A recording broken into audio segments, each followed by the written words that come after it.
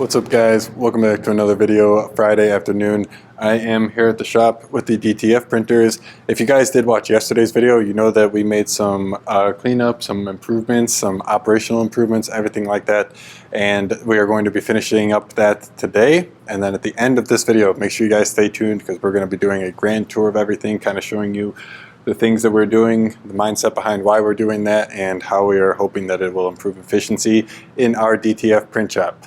Stay tuned. Okay, so right now we have this computer. This computer used to be under the desk right here, if you guys ever saw that. So this computer we used to just use as one of our artwork computers basically. So it had a whole bunch of random garbage on it, and it was quite slow. So I just reset it in Windows, but I did the reset where you keep your files that you have on the computer or whatever. So it's basically like a fresh copy of Windows, but I was able to keep my files, and that literally just finished up. Like it was doing the preparing screen before I started this clip, so that's all good to go now.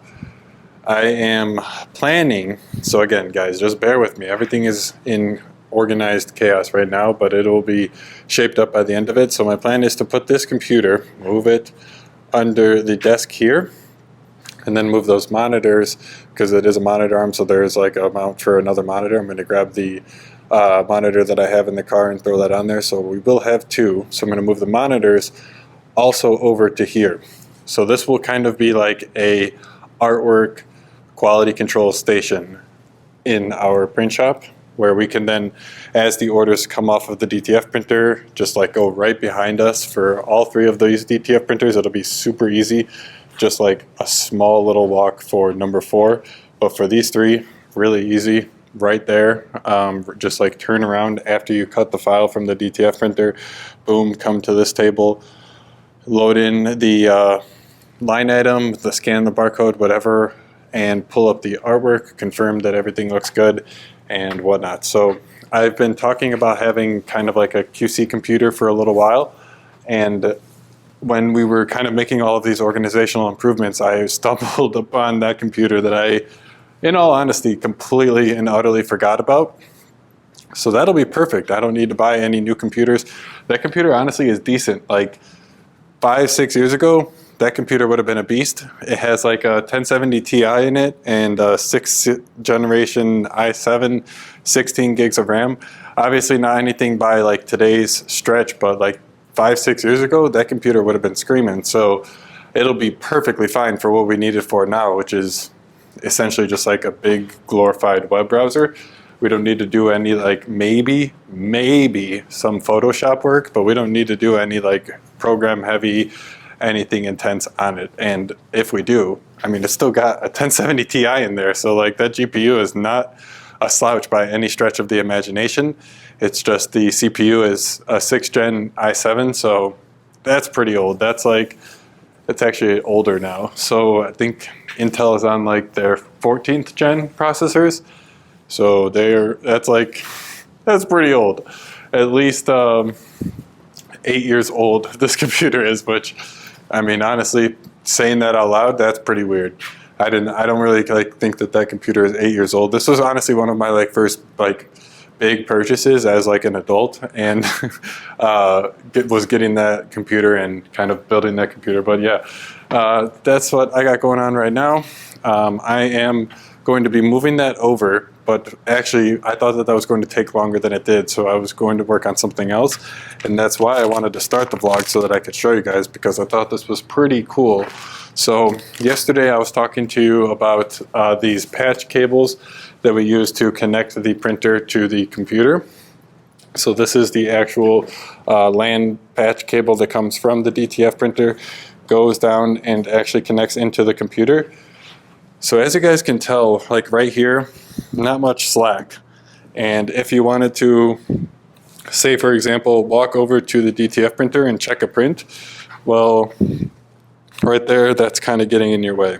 So we've just been dealing with it for the past little while now, maybe the past 3-4 weeks, and not the worst thing, but I think that it could definitely be better. I think that it is a hazard. Something could go wrong, if we maybe walk too far forward and push the cable, rips out of the DTF printer, rips out of the computer, anything like that. not something that we need to deal with. I mean, fixing patch cable would be like one of the few cables that I could actually patch myself. I used to like work on the like tollway roads. So like I would install like the cameras and stuff for the tolls and all of that stuff. And in that, when I was doing that job, they had a whole bunch of, basically like my whole job was splicing Ethernet cables and that kind of a thing. So that's like one of the few cables I could fix if we needed to fix it and perform a repair on it. But I'm not going to take the chance. I'm not going to even let it get there. I got these Cat 5 cables, or Cat 6, I guess. I just got the cheapest one. And I have these things right here. So they are kind of couplers, and you connect one Ethernet to the other. They're both RJ45, so you can connect any Ethernet cable to each other.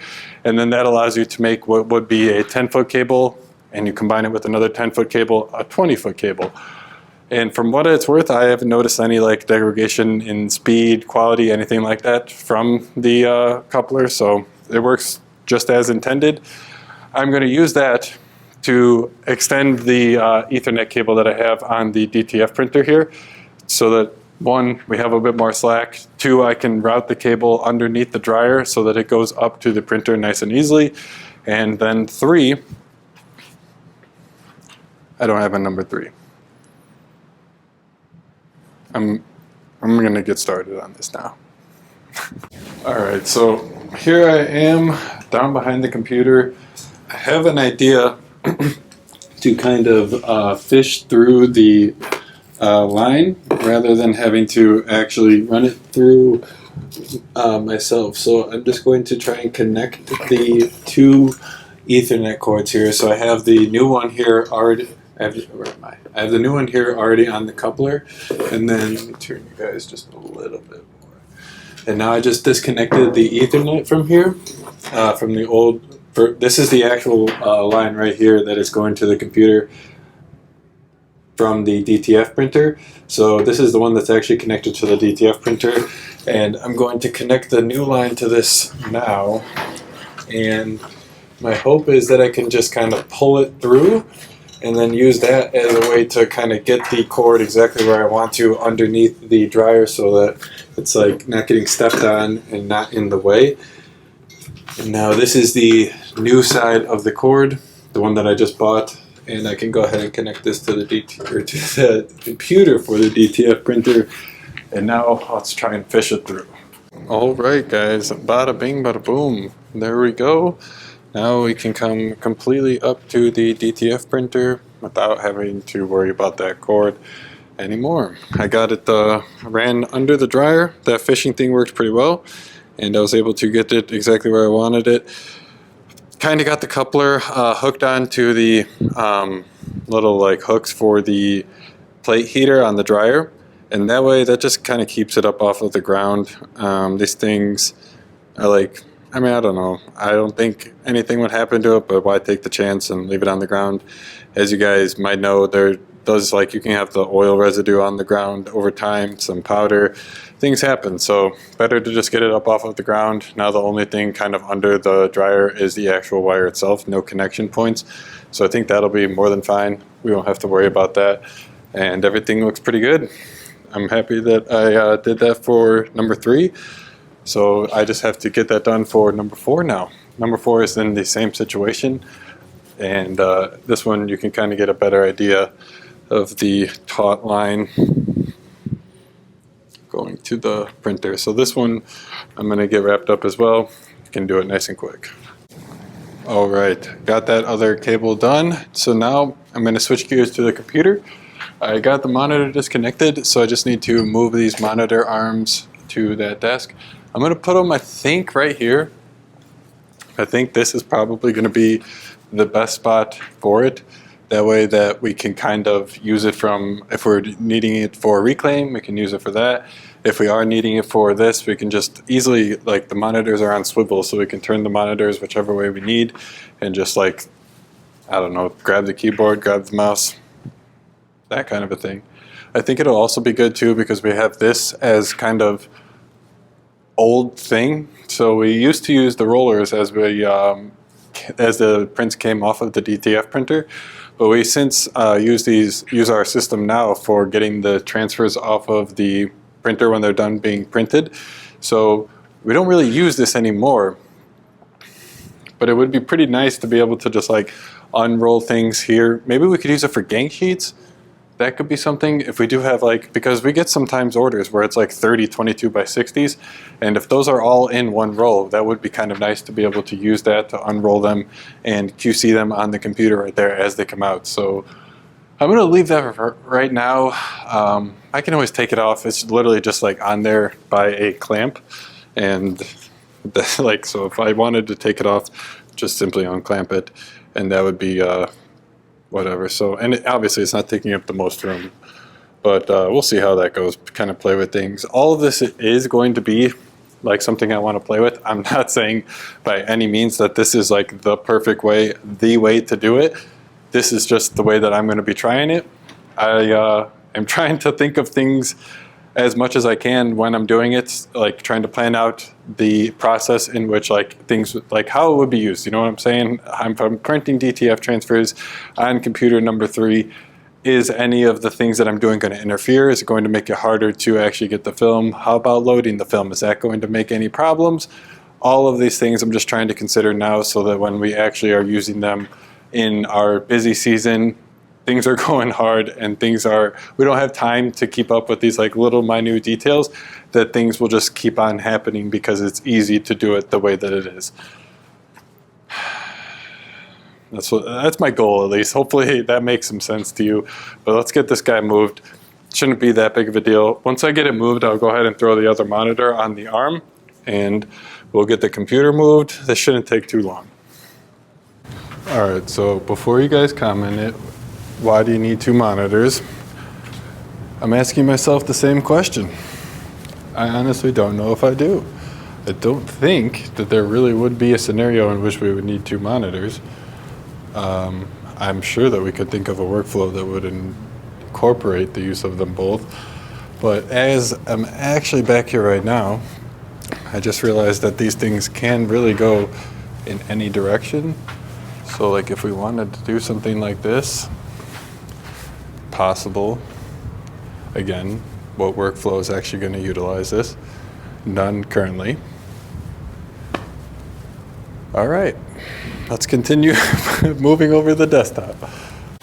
All right, guys, got the computer set up, the monitors all hooked up, keyboard and mouse. Things look pretty good, honestly. I'm pretty happy with it. Just want this side, I think. So, yeah, we'll see how it works out, make any improvements as needed and as we notice them coming. But I'm going to start working on all of this mess over here, trying to get this organized and just looking better. So we got these bins. We're going to try and fit the stuff that is in these racks in these bins and then put the bins back on there. Organized chaos, am I right?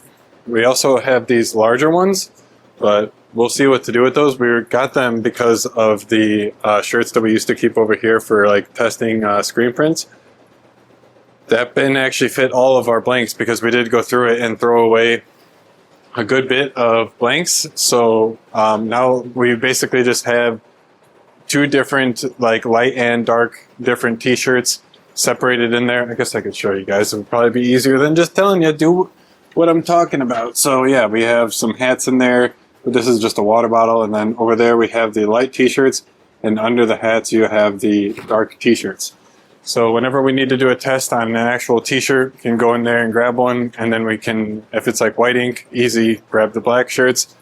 White ink, or if it's black ink, grab one of the white shirts. So hopefully that'll be a little bit better.